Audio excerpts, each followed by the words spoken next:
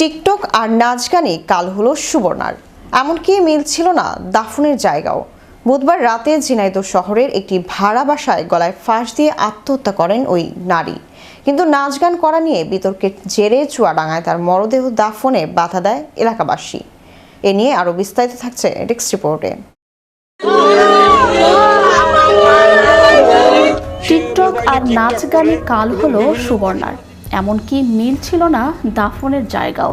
বুধবার রাতে ঝিনাইদহ শহরের একটি ভাড়া বাসায় গলায় ফাঁস দিয়ে আত্মহত্যা করেন ওই নারী।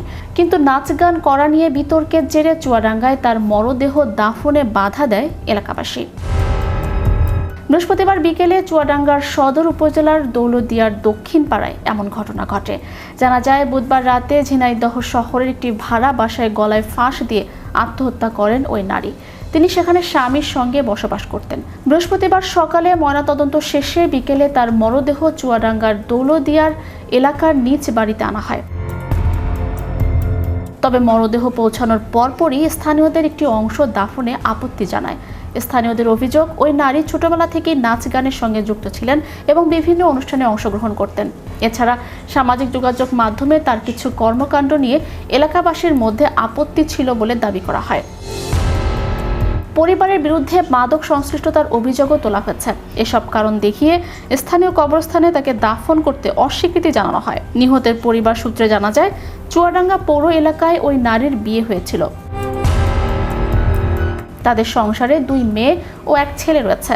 প্রায় 6 বছর আগে দাম্পত্য কলহের জেরে তিনি স্বামী সন্তান রেখে ঝিনাইদহের শৈলকুপার এক ব্যক্তির সঙ্গে নতুন করে সংসার শুরু করেন।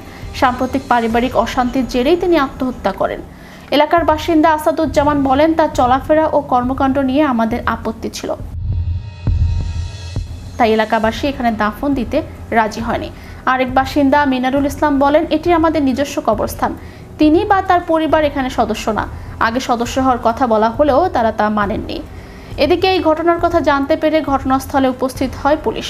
পরে স্থানীয়দের সঙ্গে সমঝোতার মাধ্যমে রাত 10টার দিকে তার দাফন সম্পন্ন হয়।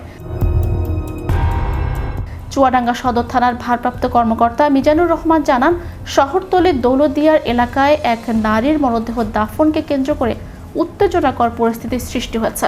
খবর পেয়ে ঘটনাস্থলে পুলিশ পাঠানো হয়েছিল। পরে পরিস্থিতি স্বাভাবিক হয় এবং দাফন সম্পন্ন করা হয়। Channel Europe news desk.